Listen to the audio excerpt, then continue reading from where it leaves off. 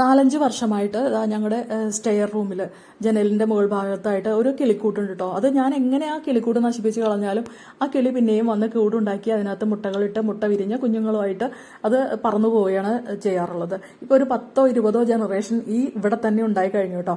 അപ്പം ഞാനിപ്പോൾ ചെന്ന് നോക്കിയപ്പോൾ ഒരു ദിവസം രാത്രി നോക്കിയപ്പോൾ കിളി ഇങ്ങനെ കമിഴ്ന്നിരിക്കുകയായിരുന്നു, കുനിഞ്ഞിരിക്കുകയായിരുന്നു കേട്ടോ.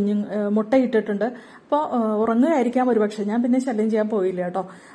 ഒരു ദിവസം രാവിലെ നോക്കിയപ്പോൾ കണ്ടോ കിളി പെട്ടെന്ന് കൂട്ടിൽ നിന്ന് പറന്നു പോകുന്നുണ്ടായിരുന്നു കേട്ടോ.